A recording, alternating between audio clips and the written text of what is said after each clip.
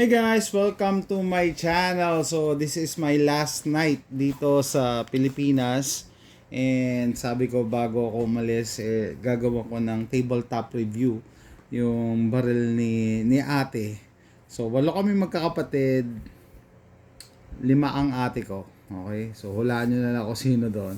So hindi ito ay Glock 17. Common naman ng Glock 17, hindi na kailangan i-review yan. Pero bago ang lahat, i-safety check natin. Yan. Yan, safety check, wala. Okay, so, pero bago pa to, halos hindi ito nagagamit, oh. Halos di nagagamit, eh.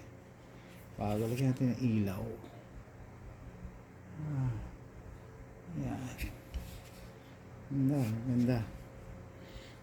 Bago pa. Yan lang yung Glock, pag Glock.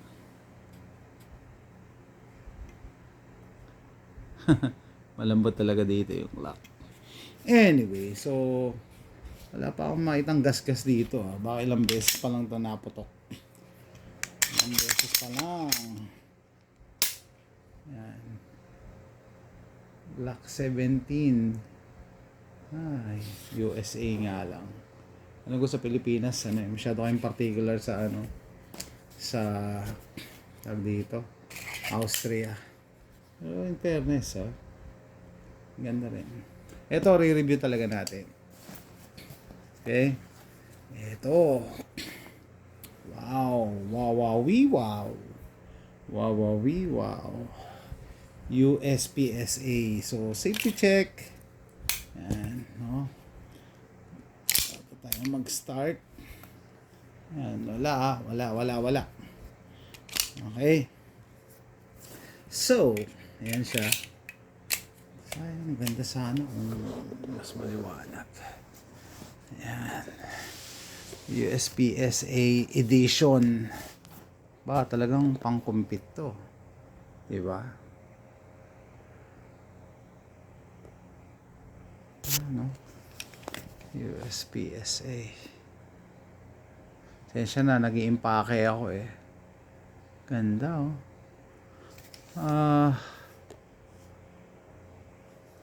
Tingnan nga natin yung markings. Sayang wala akong extra light.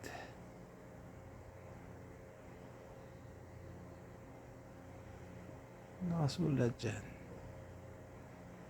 Nakasulat dyan. Dali, kunin ko yung salamin ko, kunin ko yung salamin ko. Yan. Dali lang. Tapos kailangan natin ng extra light.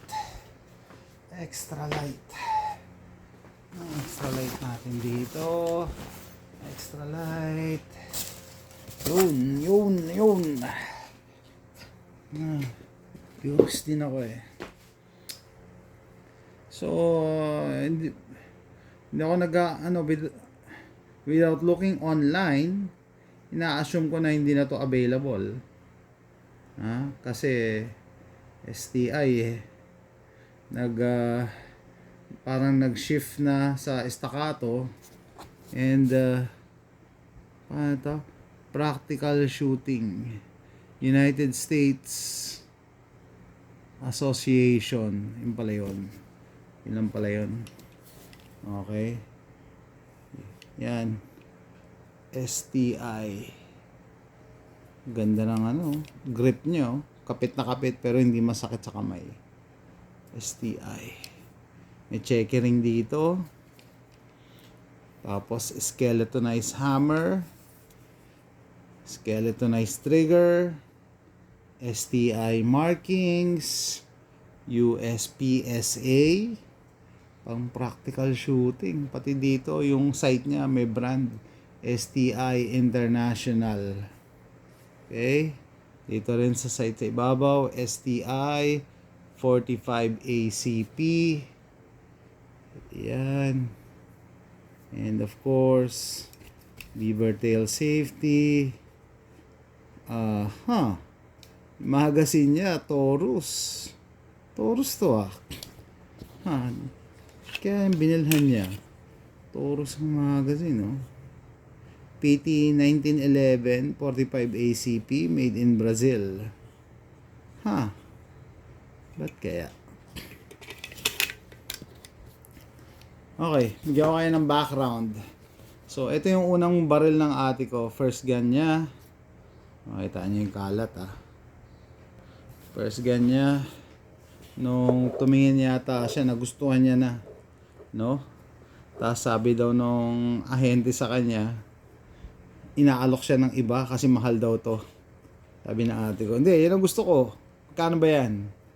Binili niya. Bili niya to ng cash. Tinagustuhan niya Sabi ko, alam mo na, alam ko dati STI ginagawa sa Texas Pero hindi ako makabili ng STI. No? Hindi ako makabili ng STI kasi mahal And for the average Joe like me, hindi affordable. Kaya nagulat ako Taga Pilipinas nakabili ng STI. Parang special edition pa to, USPSA version. No, pati dito kita niyo yung texture niya rito para pag rack may design Parang dito lang ako nakita ng ganyang klaseng checkering. STI lang. No? It's a beautiful gun. Nung last na uwi ko dito nung 2018, naiputok ko to sa Camp Aguinaldo. No? May access kami sa range kasi yung pamangkin ko nasa DND. Ito ginamit ko.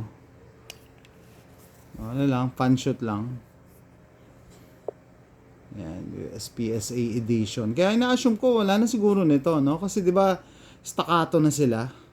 Staccato. So dati, ang alam ko ang STI, without looking sa internet alam ko dati yung STI nagko-concentrate sa competition pistols.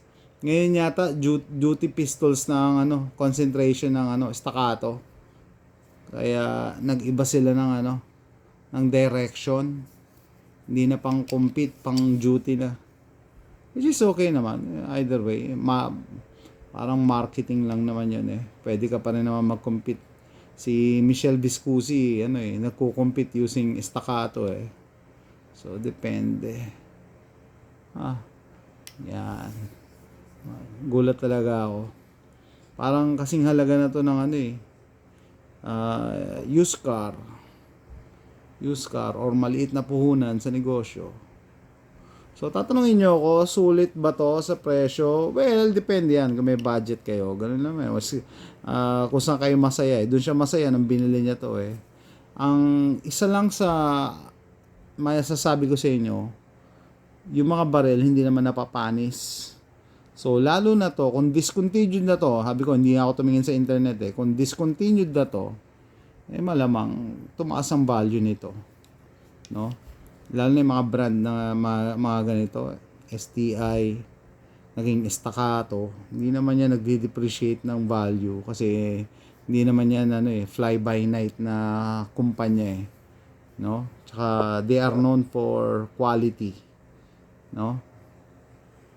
Quality single stock 1911 tapos may markings ka pa ng USPSA. Sangka pa. Ayan Practical Shooting Association. Sabi ko na nga gawa sa Texas to Ayan Georgetown, Texas.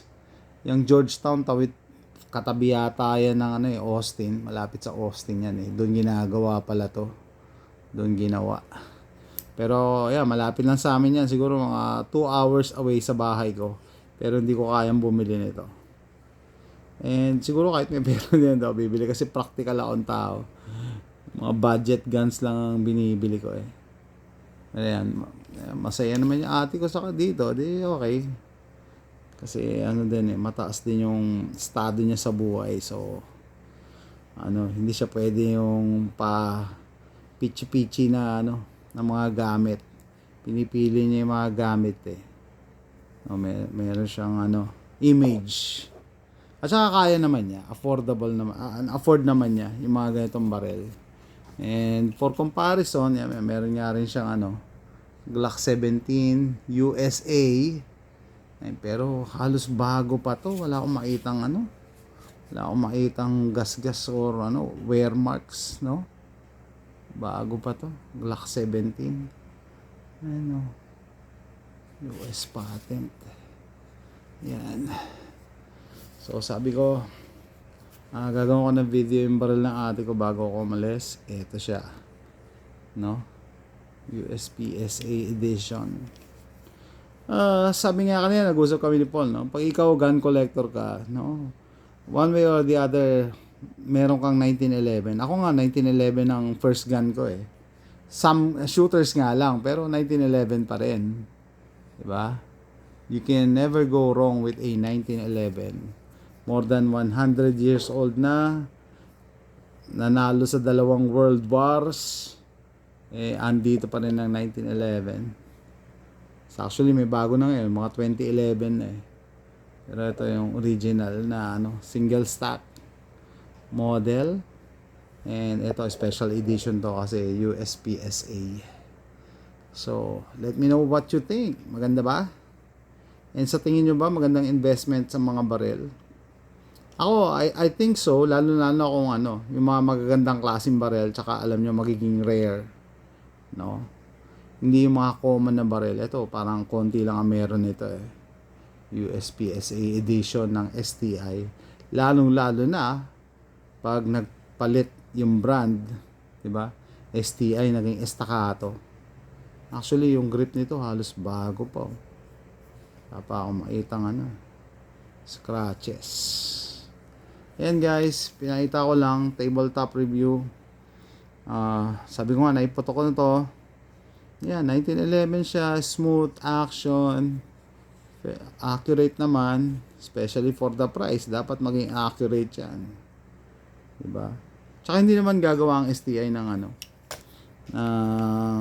ang tawag dito, palpak, no? Hindi nila i-market, kaya they take pride in their products. Gawa sa Georgetown, Texas, USPSA edition ng STI. Isa sa baril ni ate. Ito actually, ito yung una niyang baril. Unang baril niya, ng ate ko. So, tapusin ko na yung vlog na to. Let me know what you think.